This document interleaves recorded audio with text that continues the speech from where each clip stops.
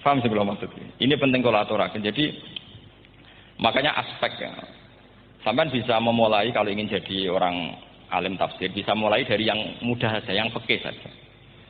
Makanya kata Imam Ghazali, kenapa Mu'tazilah jadi segoblok itu? Karena dia tertipu oleh umumatul Quran, oleh teks-teks umum. Dia tidak tahu mukhasisnya. Padahal setiap ayat umum itu pasti ada mukhasis. Misalnya begini ya, kalau kamu maknanya fikih saja, contoh yang paling mudah familiar itu fikih ya. Misalnya kita ngaji Quran, wal mutallaqatu yatarabbasna bi anfusihinna salasata quru. Kalau orang dicerai, itu iddahnya itu 3 kali masa napa? Suci. Apakah aturan iddah seperti ini hal hadhil iddah amatun likulli mutallaqatin am li mutallaqatin makhsusah? Apa ini semua mutallaqah iddahnya pasti salasata quru apa orang tertentu?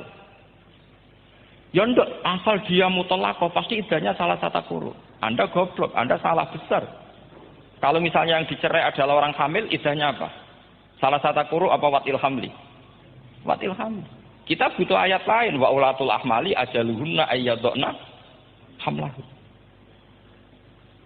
Sama seperti kita ngaji, walladzina tawaffawna minkum wa yadharuna azwajan yatarabbasna bi anfusina arba'ata asyhurin wa asyra. Asal wanita ditinggal mati suaminya, maka iddahnya 4 bulan 10. Apa semuanya demikian? Enggak. Misalnya orang hamil iddahnya biwatil hamil. Artinya kalau Anda tertipu umumatil Quran, berarti Anda sama dengan menghukumi orang ditolak semua iddahnya salah satu guru. Sama misalnya orang sekarang dalil-dalil wa may yatawallahum minkum fa innahu minhum. Kalau berkawan orang kafir, maka dia menjadi kafir. Itu kan fatal. Semua nabi berkawan orang kafir. Karena dakwahnya memang sama orang kafir. Loh coba, andai kan sampean hafal Quran, itu sama teori itu tuh mungkin menyedihkan. Coba istilahnya Quran. Wadkur akho'at. Wa ila adin akhawum huda. Wa ila samuda akhawum. Nah, terus semua umatnya yang kafir disebut akhawum. Akhaw itu artinya apa? Saudara. Mereka yang berkawan sama orang kafir. Makanya butuh analisis fikih untuk maknani wa may yatawallahu minkum fa innahu. Setelah dianalisis fikih, ternyata semua nabi diistilahkan wa ila madyan akhahum syuaiba, wa ila adin akhahum huda. Akhaw itu artinya apa? Saudara. Kalau sama tanya, lalu logikanya gimana?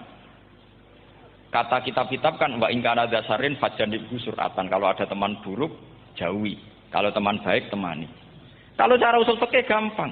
Kancanan maling dosa, wong kok kancane maling. Tapi nak dakwai maling. Apik kan? Aku ora ngancani kok dakwai dandani, selesai kan? Ngancani maling elek, nak dakwai maling. Apik. Demenan rondo elek, nak didik apik kan itu seperti itu. Nah, ini penting kalau aturaken. Nah di sini ini makanya NU itu punya sejarah panjang, banyak wali-wali yang jadab, yang cara zahir itu kancanan wong fasik-fasik. Orang syariat bingung, ini wali kok berteman orang fasik. Ya kalau kamu bahasakan teman ya masalah, kalau kamu bahasakan ini binaan. Enggak sama jawab saja, kalau dibahasakan teman masalah enggak masalah kan, tapi kalau dibahasakan itu binaan. Selesai kan?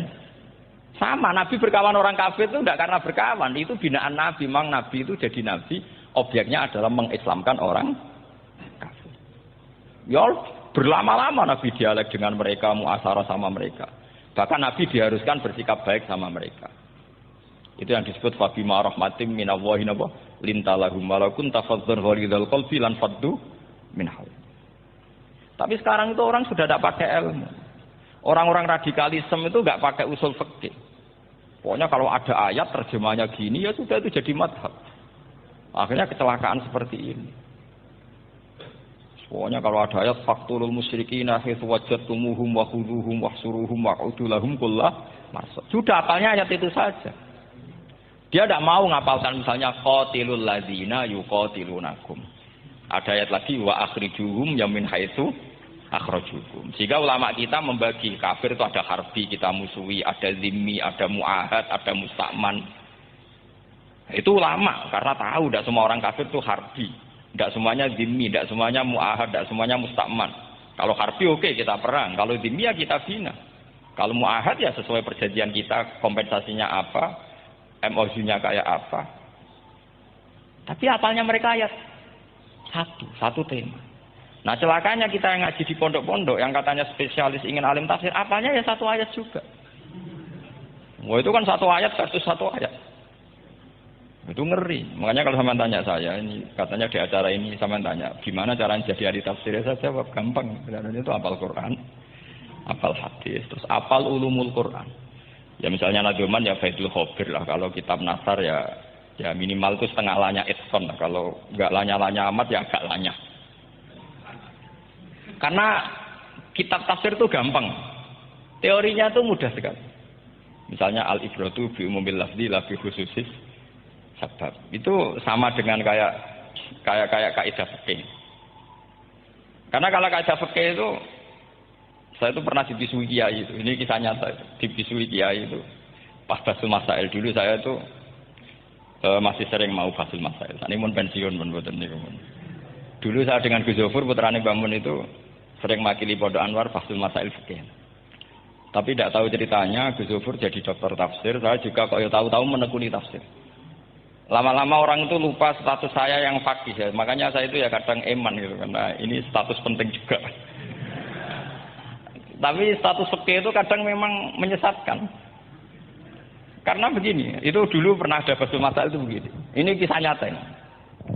Ada desainer baju putri untuk putri, anak putri. Kemudian desainer itu menciptakan satu celana pendek misalnya, atau celana seperempat.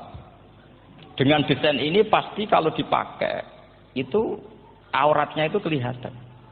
Bagaimana hukumnya desainer ini? Apa termasuk mimman sarro'a as-sayyi'ata?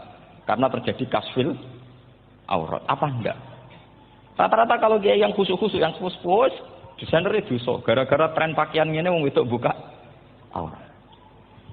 Tapi kiai-kiai alim yang muda-muda, entah saking belingnya, entah saking pinternya, tidak tahu. Bilang begini, Pak Yai, yang didesain apa? Ya celana itu. Lalu celana itu fungsinya nutupi apa buka aurat? Ya nutupi. Lu kan lumayan urun nutupi. Kalau haram ya dicopot, lu kan malah parah. Bingung kayak gini. Sampai bilang gini, wah teman-teman. Itu kan makanya ini guyon ilmiah. Repotnya ngadepi orang alim muda, itu kan mbok gedhingi ku ilmiah, mbok senengi fase.